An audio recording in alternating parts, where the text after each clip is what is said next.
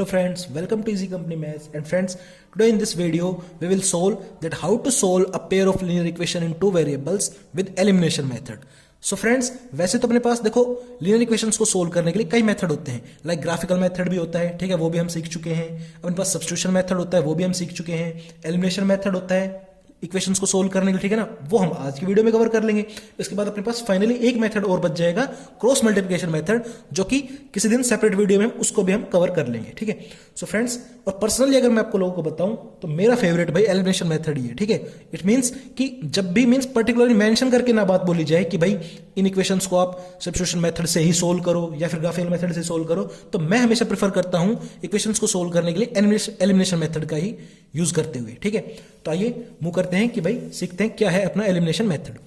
So friends, इसके अंदर होता क्या है यार, देखिए इसको एक तो देखो हम एग्जांपल की हेल्प से ही सीखेंगे तो यार अपने लिए ना बेहतर होगा, ठीक है. सो मान लो एक एग्जांपल लेता हूं पेयर ऑफ लीनियर इक्वेशंस का मैं. x plus y is equal to 5, ये कोई इक्वेशन होगी एक. और दूसरी इक्वेशन में लेता हूं 2x minus 3y is equal to 15. ये होगी अपने पास सेकेंड इक्वेशन, ठीक है. प्लस नहीं है भाई, माइनस है, ठीक है. तो ये अपने पास होगी दो इक्वेशंस. अब देखो जैसा कि इसका नाम ही हो गया एलिमिनेशन मेथड, ठीक है. देखो सब्स्टिट्यूशन मेथड के अंदर मैं आपको बताऊं उसका नाम सब्स्टिट्यूशन मेथड क्यों था, क्योंकि वहां पर एक वेरिएबल की वैल्यू निकालते थे, फिर उसको सब्स्टिट्यूट करते थे हम दूसरे इक्वेशन के अंदर, ठीक है ना, उस वेरिएबल की वैल्यू को. तो फिर इसी तरीके से इसका नाम एलिमिनेशन मेथड क्यों फ्रेंड्स, क्योंकि इसके अंदर हम किसी भी एक वेरिएबल को जब हम प्रोसेस को प्रोसीड करेंगे, ठीक है ना, सोल्व करने की प्रोसेस को, तो वहां पर किसी एक वेरिएबल को एलिमिनेट कर देंगे, ठीक है. तो अपने पास फाइनली दो में से देखो दो वेरिएबल्स, एक x है और एक y है. दो वेरिएबल्स में से फ्रेंड्स मेरे पास फाइनली जो है एक ही वेरिएबल फाइनली बचेगा और फिर उसकी वैल्यू अपने पास निकल जाएगी. उसको हम जब किसी भी एक इक्वेशन में डाल देंगे दूसरे के अंदर, रिमेनिंग में किसी में भी, तो मेरे पास दूसरे वेरिएबल की वैल्यू अपने पास आ जाएगी, ठीक है. तो फाइनली हमें करना क्या है, इसके अंदर एलिमिनेट करना है किसी भी एक वेरिएबल को.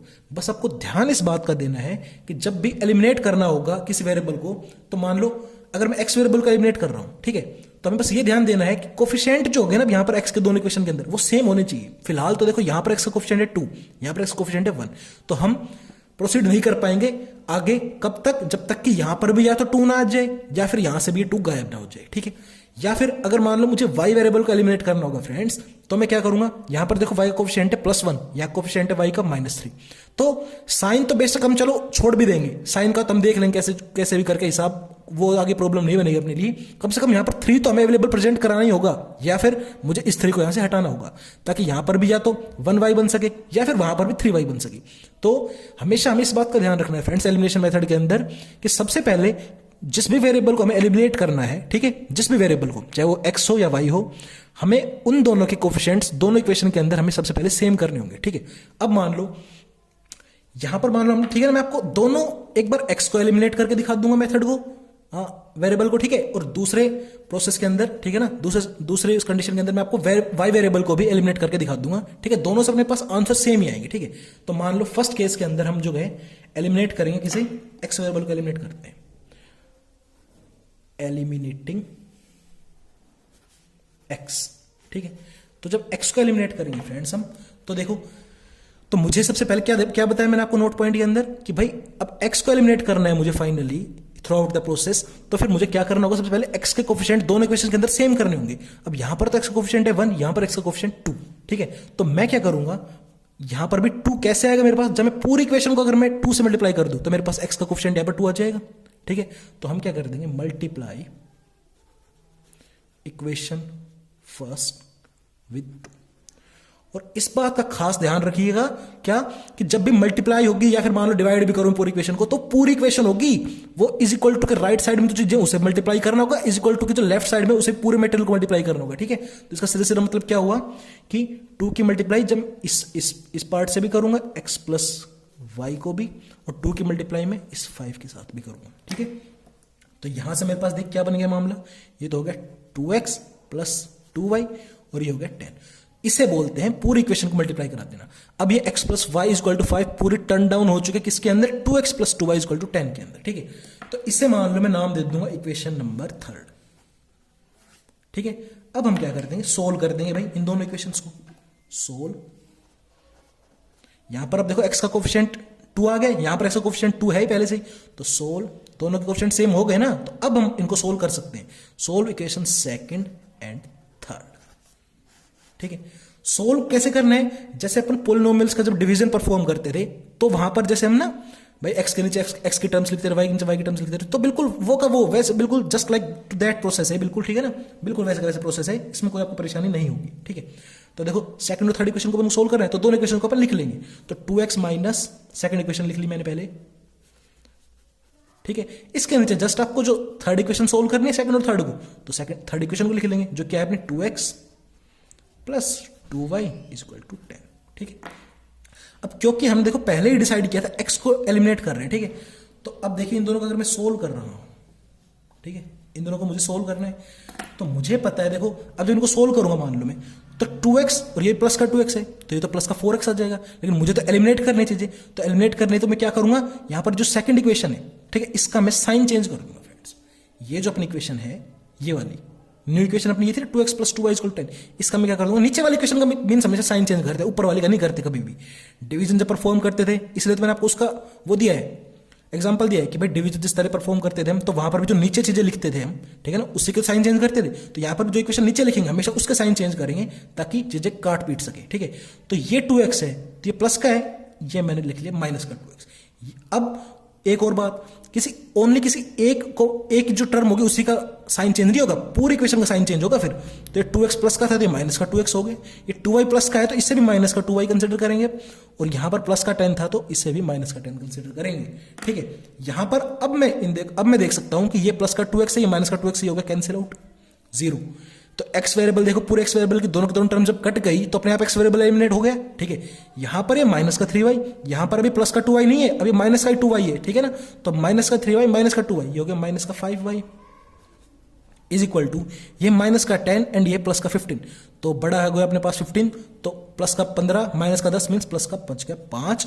और यहां से नेक्स्ट स्टेप में y की वैल्यू आ गई अपने पास 5/-5, ये -5 इसके साथ डिवाइड में आ जाएगा ना, तो y की वैल्यू आ गई फ्रेंड्स -1।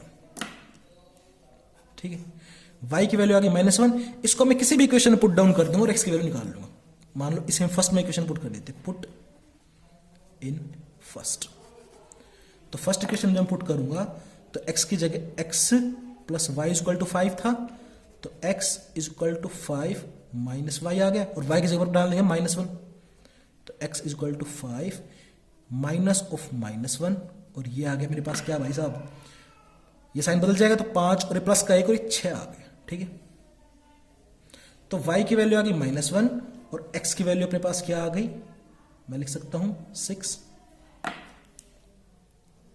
आई होप यहां तक आपको चीजें क्लियर होंगी। ठीक है ना, y की वैल्यू आ गई -1, x की वैल्यू आ गई 6। ये सब कब हुआ है फ्रेंड्स, जब ये भाई x की वैल्यू, ठीक है ना, ये कब हुआ है, जब हमने एलिमिनेट किया x को। ठीक है, अब की बार देखो इसी पेज पर यहीं पर मैं आपको एलिमिनेट करके दिखाऊंगा y, फिर देखते हैं कैसे क्या कुछ हिसाब बनता है। ठीक है, अब की बार देखेंगे भाई एलिमिनेटिंग y, किसी को भी एलिमिनेट कर सकते हैं, बस ध्यान इस चीज का रखना है कि कोफिशिएंट जो होगा वो अपने को बराबर बनाने पहले। ठीक है, आंसर आप x को एलिमिनेट कर लो, y को एलिमिनेट कर लो हमेशा। अगर यहां पर y की वैल्यू -1 आई है, तो यहां पर भी y की वैल्यू -1 ही आएगी। यहां पर x की वैल्यू अगर 6 आई है, तो वहां पर भी x की वैल्यू 6 ही आएगी। ठीक है, ओके, तो एलिमिनेट करते भी, और y को अगर मुझे एलिमिनेट करना है तो मैं देख पाऊंगा, देखो यहां पर तो है इसके आगे -3 कोफिशिएंट, यहां पर y के आगे प्लस का 1 कोफिशिएंट। अब अगेन देखो साइन को तो हम देखो ये चेंज करा लेंगे, साइन कोई प्रॉब्लम नहीं, लेकिन कम से कम यहां पर 3 तो प्रेजेंट हो। ठीक है, तो उसके लिए हम क्या करेंगे, अब 3 यहां पर प्रेजेंट कराने के लिए हम पूरी इक्वेशन फर्स्ट को 3 से मल्टीप्लाई करा देंगे। जैसे इसके अंदर जब हमें यहां पर 2 प्रेजेंट करवाना था, तो पूरी इक्वेशन फर्स्ट को हमने 2 से मल्टीप्लाई करा दिया था। इस केस में हम क्या कर देंगे, मल्टीप्लाई इक्वेशन फर्स्ट बाई 3। क्यों किया और हमें ऐसा, ताकि यहां पर भी 3 की अवेलेबिलिटी हो अपने पास। ठीक है, तो उससे फ्रेंड्स क्या हो जाएगा अपने पास, ये हो जाएगा 3 की मल्टीप्लाई लेफ्ट साइड में भी, 3 की मल्टीप्लाई राइट साइड में भी, x plus y is equal to 3 × 5। ठीक है, यहां से ये तो हो गया 3x plus 3y is equal to 15। ये अपने पास बन गई, मान लो फोर्थ इक्वेशन नाम दे दिया मैंने इसको। तो इस फोर्थ इक्वेशन, देखो पूरी फर्स्ट इक्वेशन थी यही टर्न डाउन हो गई फोर्थ के अंदर। ठीक है ना, तो अब फोर्थ को और सेकंड के ऊपर खेल लेंगे हम, फर्स्ट को भूल जाएंगे। ठीक है ना, क्योंकि प्रोसेस चल रहा है एलिमिनेशन मेथड, कोफिशिएंट देखो बराबर आ गया अपना, ये 3y हो गया, यहां पर भी 3y हो गया। ठीक है, सो अब क्या कर देंगे, solve equation second and fourth. First का कोई काम नहीं है भाई, अब फर्स्ट को तो बदल लिया ना हमने, फर्स्ट का तो रूप ही बदल दिया हमने। ओके, सेकेंड एंड फोर्थ के ऊपर खेल खेलना है। तो पहले सेकंड को लिख लो। सेकंड है अपने क्या, 2x minus 3y is equal to 15, और अपनी फोर्थ है 3x plus 3y is equal to 15। ठीक है, अब इनको मुझे सोल्व करना है भाई। ठीक है, अब देखो इस केस में जब मैंने इनको दोनों को सोल्व किया था तो x को मुझे एलिमिनेट करना था, और मैं देख पा रहा था जब मैं x को सोल्व कर रहा हूं तो मुझे साइन बदलने पड़े। क्यों? क्योंकि अगर साइन नहीं बदलता तो ये प्लस का 4x हो जाता है, 2x प्लस 2x सब्ट्रैक्ट तो होती नहीं है, दोनों चीजें कैंसिल आउट तो होती नहीं, इसलिए मुझे साइन बदलने पड़े। लेकिन मान लो यहां पर मुझे y को एलिमिनेट करना है इस पूरे पार्ट के अंदर, तो मैं देख पा रहा हूं यहां पर माइनस का 3y है, यहां पर प्लस का 3y है, तो यहां पर तो विदाउट चेंजिंग द साइन ही अपने आप कैंसिल आउट हो रहे हैं, तो यहां पर हम साइन को चेंज नहीं करेंगे। अगर गलती से भी साइन चेंज कर दिया मान लो नीचे वाली इक्वेशन का, तो ये हो जाएगा प्लस का 3y, ये माइनस का 3y हो जाएगा, माइनस का 3y माइनस का 3y अगेन माइनस का 6y हो जाएगा। तो y वेरिएबल वाली टर्म तो कैंसिल आउट हुई नहीं, एलिमिनेट हुई नहीं, इसलिए इस केस के अंदर देख रहे हो आप लोग, यहां पर हमें साइन चेंज नहीं करने।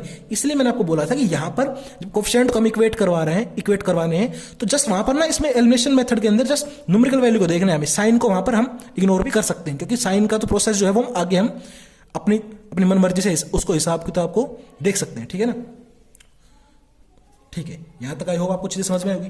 तो यहां से विदाउट चेंजिंग द साइन में देख पा रहा हूं कि ये माइनस का 3y प्लस का 3y ये हो गया कैंसिल आउट, तो y वाली जो टर्म थी वो तो अपने आप एलिमिनेट हो गई। ये प्लस का 2x है, प्लस का 3x है, तो ये तो बच गया 5x प्लस का, ये प्लस का 15, ये प्लस का 15, ये हो गया प्लस का 30, और x की वैल्यू हो गई 30/5 दैट इज 6। तो यहां से अपने पास x की वैल्यू आ गई 6। देखो यहां पर x की वैल्यू 6 थी ना, आ गई। ठीक है, अब इसे हम किस में पुट डाउन कर देंगे, पुट इन एन इक्वेशन। किस भी इक्वेशन पुट डाउन कर दूंगा मैं इस x इक्वल टू 6 को, तो मान लो x plus y equal to 5 थी, इक्वेशन नंबर फर्स्ट, इसमें पुट डाउन कर देंगे x इक्वल टू 6 को, तो ये मेरा बन गया क्या, x जगह पर मैंने डाल दिया 6 plus y equal to 5 and y की वैल्यू आ गई 5 माइनस 6, तो यहां से y की वैल्यू आ गई माइनस का 1। एंड देख पा रहे हो आप लोग यहां पर जब मैंने एलिमिनेट किया y को तब भी y की वैल्यू -1 है, जब मैंने एलिमिनेट किया x को तब भी y की वैल्यू माइनस है, जब मैंने एलिमिनेट किया y को तो x की वैल्यू 6 है, यहां पर भी x की वैल्यू 6 है। ठीक है, तो इस चीज से कतई कोई फर्क नहीं पड़ता कि आप किसको एलिमिनेट कर रहे हो, जस्ट आपको प्रोसेस आपको पता होना चाहिए कि भाई किस तरीके से चीजों को प्रोसीड करना है। ठीक है, आई होप फ्रेंड्स आपको चीजें समझ में आई होगी। ठीक है, so this was your elimination method. ठीक है, पूरी की पूरी जो आपकी एक्सरसाइज 3.4 के जो सम्स होंगे वो तो इसके ऊपर आपने पास उनका बेस तो एलिमिनेशन मेथड रहेगा ही। ठीक है ना, वहां पर तो वो आपको पर्टिकुलर मेंशन करेगा ही। ठीक है भाई, कि भाई हमें जो है सोल्व करना है हर क्वेश्चन का एलिमिनेशन मेथड से ही। बाकी अगर कहीं पर भी मान लो एग्जामिनेशन सेंटर के अंदर आप 10th का एक बोर्ड दे रहे हो, ठीक है, या और कोई टेस्ट दे रहे हो और वहां पर पर्टिकुलर मेंशन नहीं किया गया कोई स्पेशल मेथड कि भाई उस पर्टिकुलर से ही आपको सोल्व करना है, लाइक कह दे आपको कि भाई सब्स्टिट्यूशन से ही सोल्व करना है तो आप उसी से करोगे। ठीक है, या फिर आपको बोल दे कि भाई क्रॉस मल्टीप्लिकेशन से करना है तो उसी सोल्व करोगे। अदरवाइज मैं तो आपको बता रहा हूं कि पर्सनली मेरा तो फेवरेट है एलिमिनेशन मेथड। मैं हर क्वेश्चन के अंदर एलिमिनेशन मेथड को सोल्व करने की कोशिश करता हूं जब तक कि उसमें पर्टिकुलर मेंशन नहीं किया गया हो कोई दूसरा मेथड सोल्व करना उसको। ठीक है, तो इसलिए आई होप आप भी इसको देखिए। ठीक है, और प्लीज यार चैनल को सब्सक्राइब कीजिए, वीडियो को शेयर कीजिए, लाइक कीजिए। ठीक है, कंटेंट आपको अच्छा लग रहा है तो सब कुछ देखिए, फ्री ऑफ कॉस्ट आपको अवेलेबल है, और आई होप कि आपको हेल्प कर रही होंगी मेरी वीडियोस। ठीक है, मिलते हैं with next video. Thank you.